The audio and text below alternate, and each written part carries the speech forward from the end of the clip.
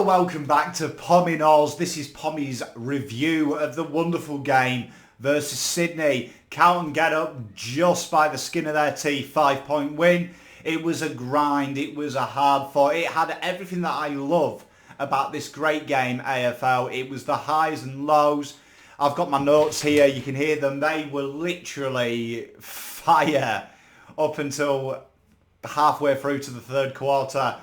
And it's what's beautiful about the game. Do you know what I mean? That 1 minute you hate it, the next minute you've got elation. And I think for me, this was the game that really kind of sums up Carlton's season, particularly in the last couple of weeks. It's been wasteful. It's been moments of brilliance, and it's been application. And it was good to see the boys, I think, in the fourth quarter really step up. And for me, that's where we've lacked. It's almost like this season has been like we started off really slow and then we finished well, and then we started well and we didn't finish well. And this one, for me, I prefer that. I don't know about you guys as fans, but for me, I prefer starting off poorly and finishing well, because when you finish well, you always put yourself in with a shout of winning. Not a lot of teams now capitulate from the start.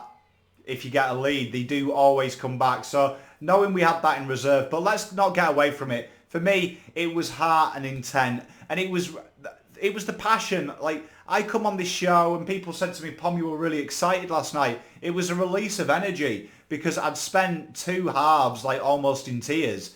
So for me, I'm hard on them when they don't show that passion and that desire and that will to win. And I've got to be equally hard with positivity when they do show it. Because for me, what was exciting was not only did Cripper have a captain's moment, not only did Doc have captain's moments, that rundown tackle was something else in the fourth. For me, also, we saw the young players step up. And we talk about leadership at this club, and it's a pattern. But to me, if we can get these young blokes showing that game management, that game leadership in the dying game, that's only going to serve this club well. Because for me, the way I see it is we're nearly there.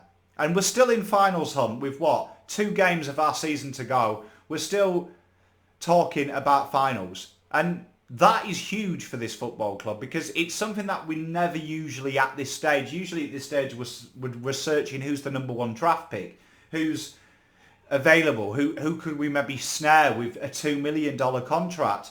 And it paints the picture differently for this club in a selling point of view for me, that we're not going to have to pay huge money, because we're now a team that we've got the luxury of saying, look, we believe you're a 2-goal player a game. So based on that, 8 games this year being settled by 10 points or more, there's another 4 wins. Another 4 wins puts us in the top 6. So it's a better sell, because this is a young core, and we talked about it in my draft video, in my list video a couple of weeks back, that if you take away our 4 old players, we suddenly become a 22.9 aged side. So it's a very young core of a team. So if you're going out and looking at a Zach Williams, a Tom Papley, a Kelly, you're saying effectively the players that are around that make the core of this list are going to be around with you for the next decade. So for me, that's huge, and that's all I can ask for.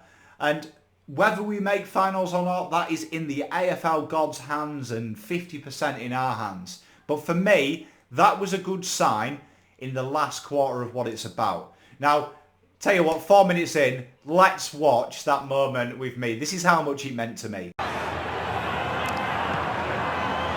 Simpson to the outer flank.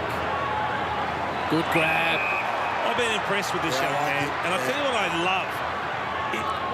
I was waiting until he hit the target there. But his skills at ground level, his second efforts, his athleticism, the ability to pick it up cleanly at ground level. A lot to like about it. Yeah, as he develops his ruck craft, it will be a nice combination, Jace. And when Pitney comes back to the side as well. Plowman drives. Great kick. Come on, Walsh. Use it well, mate. 2.5 on the clock. All square at Metricon. Measures a kick. What a kick. Levi doesn't let him down. He wants to go, Levi. Stops, props. Where's Big Mackay? There he is. Dawson stands beside him. What about this short ball inside? Come on!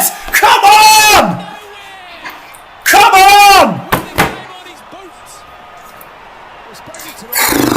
pushing forward, Jace, hitting the scoreboard. That man's played a lot of the night on the... What a big mark from the little ginger gem. Last week. This is huge, and what a person to kick it. A guy that literally is blue. Had an opportunity to take a mark early this quarter he couldn't take. That's a pack mark. Massive celebration when he kicked that first goal. Cottrell from 45. Come on! Come on! Come on, boys! Huge! Get around him! Get pumped up, boys! None of these half-ass celebrations! Get around him! Oh, look at that! Little staunch celebration! Get in! Huge! Huge! Cometh the moment! Cometh a man that gets it! Lifelong blue bagger! He weren't dropping that. Good boy! Well done, Cotters, you little gem. Oh, look at that. I love it. Love it. Love that. Look at that. The chest pump. Felt that. What a boy. What a day. And exactly what I said there about Cottrell. He got it. He got the intensity. He got what it's about to play for this football club. And for me, that's what it's about. It's about them moments. You could tell when he went up for that mark, he has been there many a time in his heart. He has been literally in his back garden recreating that moment. And for me, it was superb. Now, let's talk about some negatives. Now, for me, this is a worry. In the last 3 games, we've only had 14% of our inside 50s result in a goal. Now, for me, this has been a catalogue all year. We dominate inside 50s. You look, we're 4th in quarters won this season in the ladder. We've won our fair share of quarters. The problem is we can't put them all together. Our best and our worst are shocking. And to me, I think it's kind of a big problem, but it's a luxury problem to have. For me, the big problem is our ability to convert these inside 50s and get good inside 50s. If you watched my live last night, I was talking this shitty chip kick has to stop. And we're too late in the season to rectify it now. Let's be honest. We can't fix it in the next 2 games. It's going to be a pattern. But in the off-season, it is really, for me, a priority to either find someone to come in to sharpen this structure up, forward of the ball, and also how to deliver the ball inside 50. And secondly, find someone to do it for us as well. For me, it's no surprise that when you look at the stats, last game, 17 inside 50s, 10 of them that became scores were Sam Walsh with his entries, which 10 out of 17 is a huge percentage. Huge percentage. 80% of his resulted in a shot at goal. And in the last 3 games, he's going at 62% of his inside 50s resulting in a shot at goal. He leads the way. And for me, there is an issue. We need to find someone to complement that for this football club.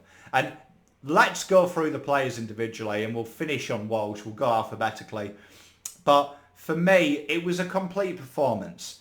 And it wasn't a beautiful one by no means. Don't get me wrong. I'm not going to paper over the cracks. There was a lot of issues. But for me, the fact they willed themselves over the line, I'm not going to criticise them for it, because I've criticised them for the all season for being in a winning position and not doing it. And Sydney, although they're 15th, they haven't played like a 15th side this year, especially in the recent form. They have really dug deep, and they have shown they can dug deep bigger than some of big clubs in this comp. Now, Levi Casbolt, for me, 14 touches, he had a lot of the ball. That entry inside 50 was spectacular. Shout out to Debbie O'Connor. I saw you just on the wing there shouting some instructions. That got the ball on a dime to Cotters. I enjoyed his game. He presents well. He took his goal well. For me, he's one of them players that I feel a bit more reliable when he's there, especially when he's playing that like rotating, like off wing, half forward, coming down the wing to be that next kick inside 50. I feel that he's a pressure valve type player. And I really enjoyed his game. I thought he competed well. He brought it to ground well. And it was tough conditions for a player of his size. And I thought he really stepped up. I did enjoy Levi Casbolt's game. Matty Cottrell, what can I say? That, man, that got me right in the feels. You saw he was one of us when he was playing. Like, wow, man. And I'm so happy because up until that point, you would have said the game wasn't probably going his way. But we talked about moments. It's been something that's been mentioned a lot this year. Moments, players stepping up, and that's taking your moment. And for me, that was huge. That is passion. You could see as that ball's coming in, he's got eyes for that ball, and it was always going into his mitts. It was a phenomenal fourth quarter, and I felt like he deserved to see that fourth quarter out. It is not to be understated though, his ability at the clearances was pretty good. He only had 3 of them, but he really does wet blanket players. He really has that tenacious, that second and third effort and that willingness to sprint backwards. For me, he's going to be one of them players in this 22, I think, moving forward, that will be best 22.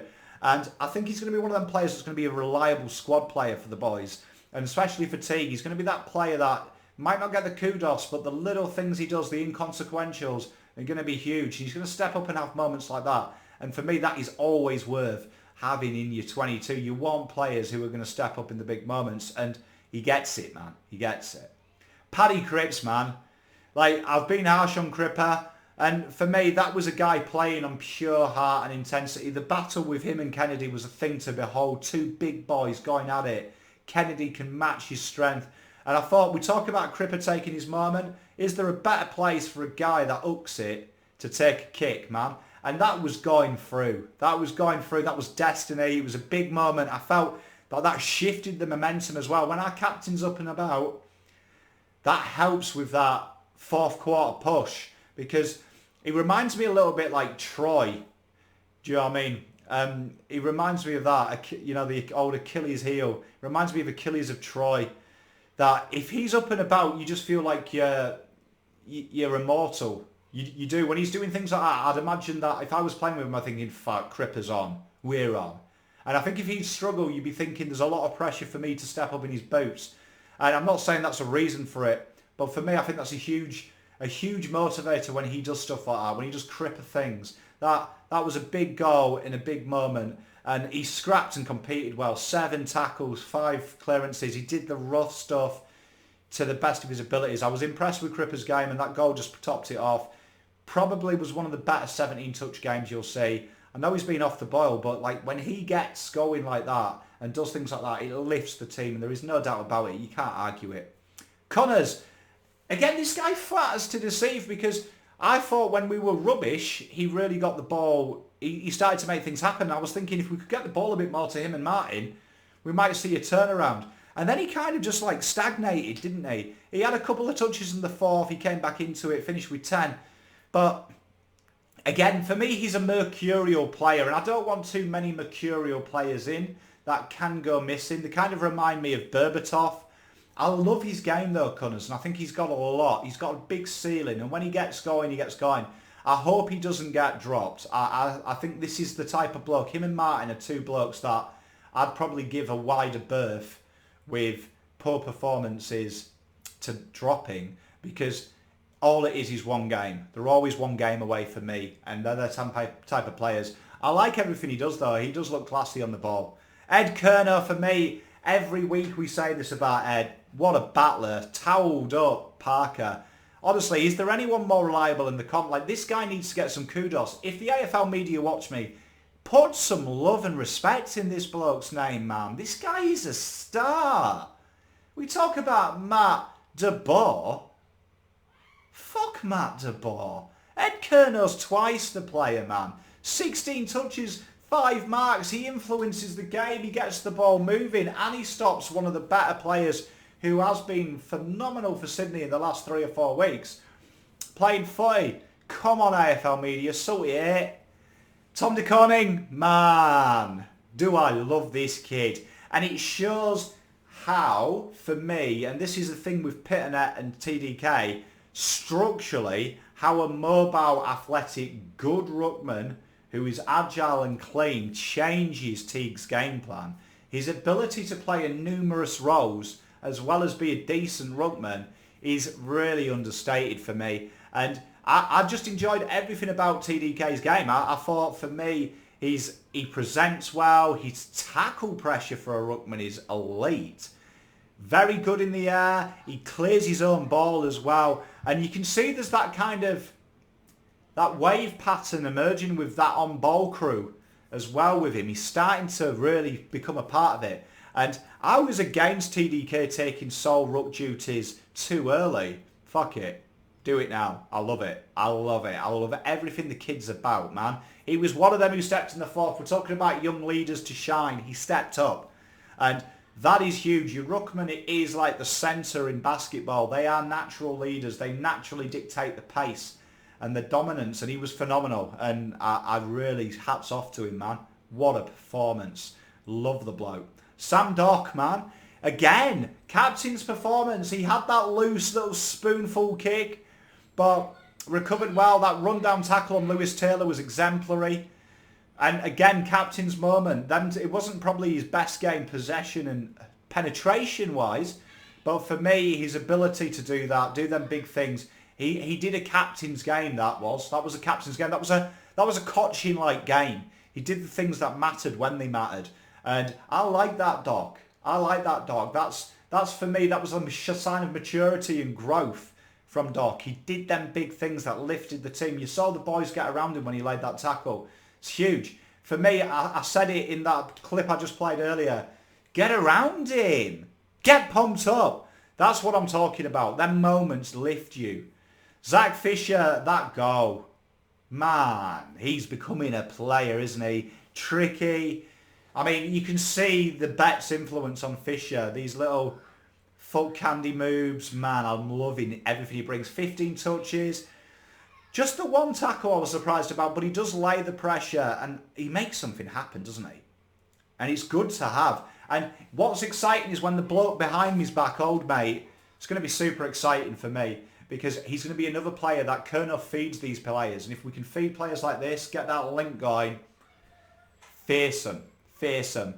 Oh, Jonesy, eh? Jonesy, he had his moments. He recovered well, though, and I thought he did a great job for me. What I love about Liam Jones is he's willing to play loose and willing to give a bit of space to back himself in. There's a few times that he seems to be caught between spoiling and marking, and that's okay under pressure. It will come, I think. I think it will become, because I don't think, even though he's 30 years old, he hasn't been in positions much to defend when we're winning and to know that risk reward. And he is a high risk key defender. And I love it. I love it for me because he uses it well. He's willing to take the game on. That's what I enjoy about him.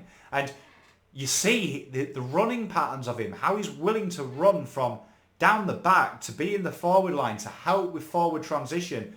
For me, he's elite as well. And he's a brick wall when he's at the back. Him and Wheater in, when we forward press and we camp out the front, absolutely phenomenal one-on-one work he does. And I really enjoyed his game. Jack Martin, it could have been so much more before he got injured, and that is a concern for me because we know, if you know anything about Pom by now, he froths Martin and he froths Kernow. And it's a shame he got injured. I thought he did some nice little things. He's definitely that point of difference for us.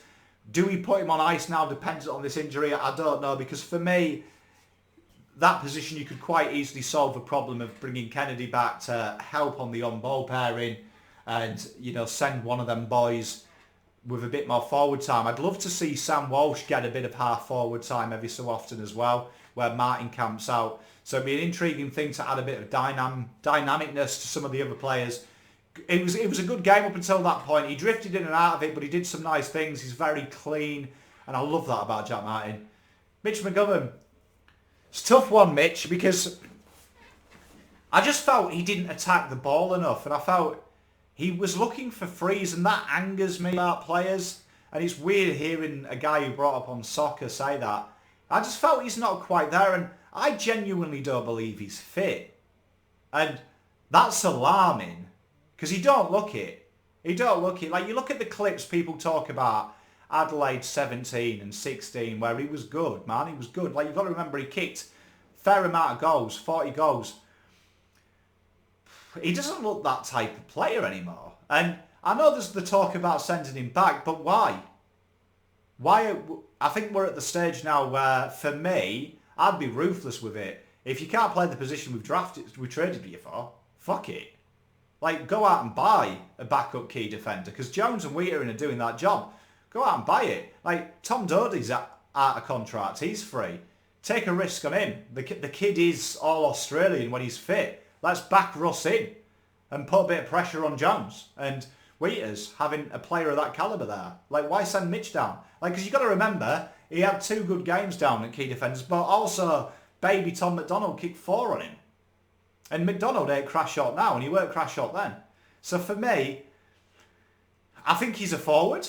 I do. I see what he does. And let's be honest, his kicking at goal is phenomenal, but he's got to take a fucking mark to do that. And don't say straighten up, because that makes no sense at all. Makes no sense.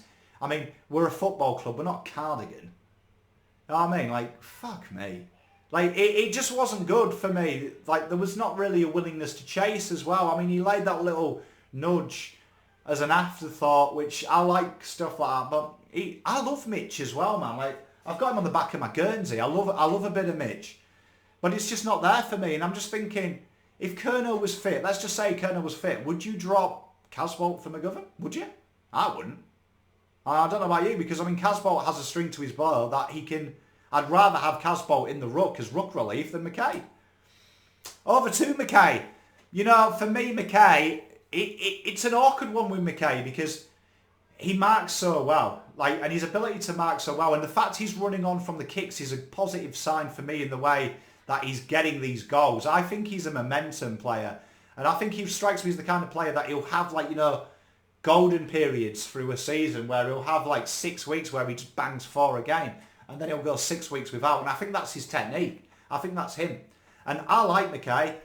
It was one of his better games. I thought he presented well. He took his goals well. He always looked to threat. He's kicking off the ground. A little bit questionable. He's definitely not a soccer player. But I enjoyed it. And I think he presents super well. And he's such an awkward customer for a backline. You see it in him. And he just needs to get that kick in. So, like, for me, I would say priority in the season is, I know we've got rid of Rocker. I know Brendan Favola's put his hand up. So, to coach the kick in, for me, it's definitely a must for me moving forward. We need a kicking coach, because if we can get that kick in lit, he's going to be one hell of a footy player. One hell of a forward. Murphy drifted in and out of the contest for me, as he does, but he did have some key moments. He took that not quite hard, and that's one thing about Murph. People say he doesn't put his body on his line, but he seems to get bumped every game and take it like a champ, man. Some good little moments, 16 touches. He was a chain mover, and it was good to see him not be the one we talk about a little bit, I think. And we're talking more about the young kids. For me, that's a positive sign for this football club, and it's something that we want, because we keep talking we want to push these blokes out. There it is. There it is. These are them games where we can slowly start to talk about retirement, because the young blokes are stepping up. Jackie Noons, this kid's becoming a cult hero, and I love it because I was always behind this bloke. Always behind him. Always stuck up for him. Seen a lot of him at Saints because of my beautiful wife. And Noons is a player, man. Player. He just pops up with them goals, doesn't he? He does all the stuff, and he's another one of them players that you look at every grand final team that's ever won. They have players like Noons and Cottrell in the team. Yeah, not world beaters, but guys who put in one hell of a shift, give you 7 out of 10 every week, and really grind it down. And for me, you need them players, and they're as rare as rocking horse poo, because players like that get picked up. And I enjoyed it. Oh, he's probably lacked the goal it deserved, but I think his willingness and intent, he gave away a couple of soft free kicks, but I'm happy with that because he was showing the intent, showing the desperation. I think that's important for me, that word. It's the desperation. I want to see the desperation to stop a player leaving forward 50. I want to see that from my team, particularly in the fourth, and he did that.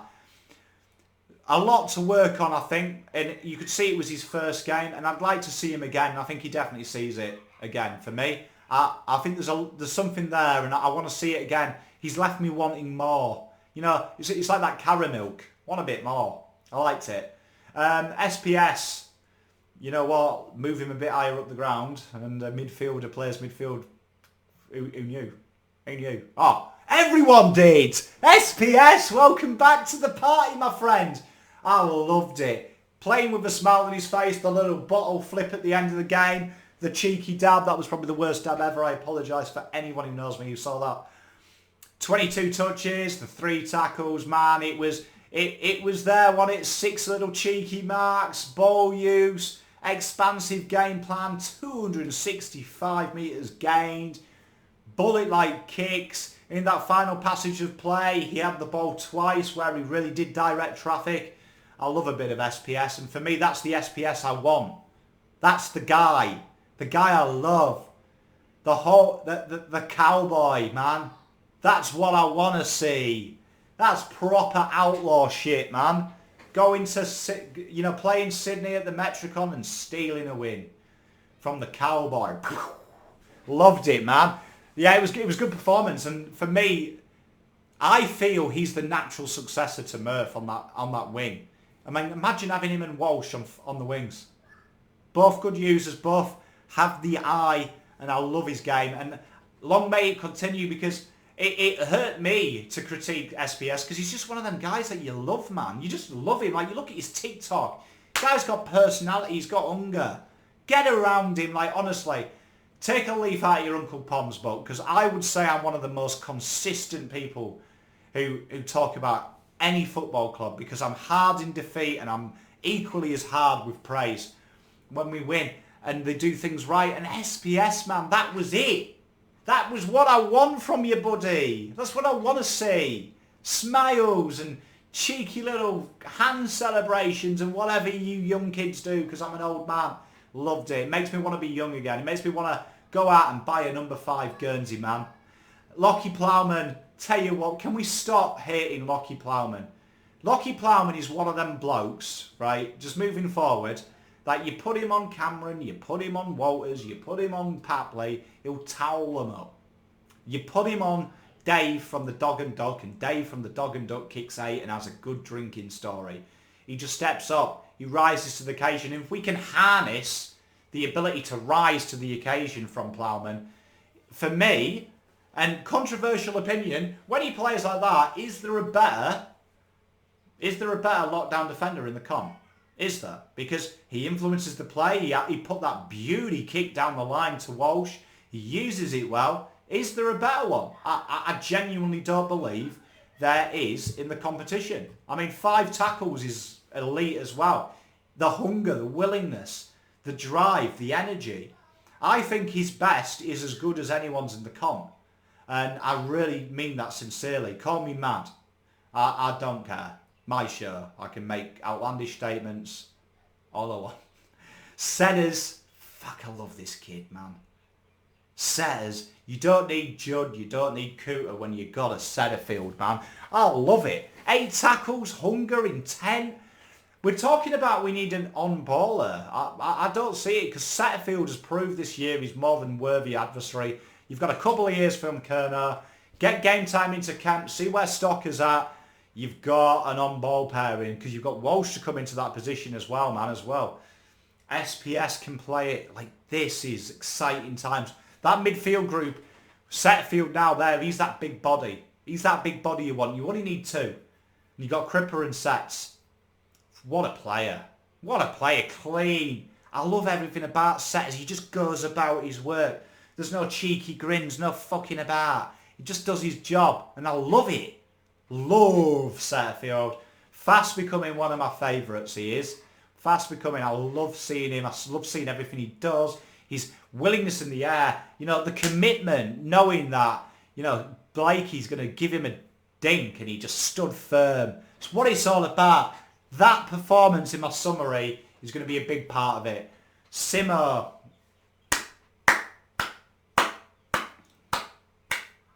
Makes it hard for me to keep saying that we need to phase Simpson out when he does shit like that. It really does. And I'm not quite on the road to 350 train yet. But more performances like that, I probably could be. I probably could be. Because that was an elite performance in every sense of the word. He did everything right and not much wrong. And there was the will and the intent and the hunger. Loved Simpson's game. Loved it. And he made me smile. Because, you know, when I say things like we need to retire him and stuff, it's not because I don't like him. It's because I want to win games of football and I want to progress. And when he plays like that, I can't make an argument for it apart from his age. Solid performance. And for me, that's what he's capable of. He's a warrior when he does stuff like that. So I retract last week's statement of warrior of what, and well done, you've got it back. Walsh, how good. How good. Like, if you could honestly sit in front of a camera or write a soppy little freaking newspaper article and not have him pick one in that draft, you are flat broke out of your tiny little head.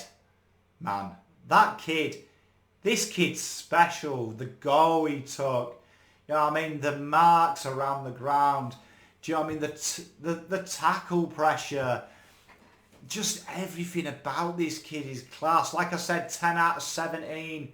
Do you know what I mean? Over 60% of inside 50s have resulted in a shot goal. This kid has got everything, and he's a second-year player. You are seeing the next legend before your very eyes. Kane Corns, Gary, put some respect in this kid's name, man. This kid is a superstar. He doesn't need to be in the bracket of Rosie because he's in his own bracket, man. This is it. The conversation best under 21 footballer in the competition starts and ends in the phrase Sam Walsh. Let's stop it now. Let's talk about who's second best, because he is unadulterated the best. The best around. And talking about good young kids who are the best around, Wheaters. Jesus H. Christ. Wheatering. If he's not all Australian, we need to get rid of the all Australian, sack it off and create a petition, hashtag PomPicks all Australian. And we'll call it all Pom Australian. By far the most accomplished key defender in the comp for me. Like, you talk about your Harris Andrews and your McGoverns. This kid does it all. He's strong. His ability to mark, his ability to use the body well. And then combine that with his field kicking is elite. It's like a mid, man. Get around Jacob. Jacob makes me feel so safe. So safe. I love him. Like, I haven't felt that safe since I was 8 years old and my pop used to give me a kiss on the forehead when he came home from work late at night and said goodnight to me. Like, that's the safety he provides. What a player, man. Like, he just towels players up. Towels players up. Like, he's got a hit list longer than the Hitman, and there's like 22 games of that. What a performance. Jacob Wheatering, standout. And another one who I really enjoy, Tom Williamson. His cut and his drive and his endeavour. Like, he uses his size well. 5 marks. He's playing in the small forward position. He gets the energy, 200 metres gained. He finds the ball. He uses it well. Great flat trajectory on his kick. Towels his man up, finds the ball himself, creates score launches.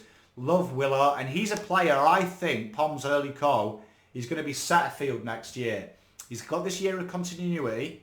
Next year he's going to take a big leap. Big leap. Mark my words. Big leap. And when I say big leap, I'm thinking Doherty 2016 leap. That kind of leap. Like that big leap. Superstardom leap. Big call, but I feel it. I feel it when I see him play. You can just see he's got that attacking endeavour. I mean, that's the players. And let me know what you guys and girls think. I'd love to know. But for me, in summary, I'm excited about that game because there's something about this great football club, right? And I know I go about this all the time, but like, look, for me, that monogram, it represents home. It represents something that gave me purpose and a finding in life. And when they play like that, they play like they mean it too. And that's it. Sometimes it's not about winning beautiful. Sometimes it's not about winning clever. It's just about winning. And that was heart and determination. They weren't allowing themselves to lose that. And that's what this club's about for me. The passion. It's history. It's lineage. It's continuing that heritage and that lineage. And it's the never say die attitude. It's 22 blokes any given weekend just dying for each other and for this great club and leading it to glory. And I'm proud of them. Proud of them. Let me know what you think. Who was your favourite players? Who are your changes next week? I'd love to know that. I always love asking that question on a win. Like, for me, I'd be thinking about taking out Martin and bringing Kennedy in and keeping unchanged apart from that. Let me know what you guys think. Love to hear. As always, see you soon.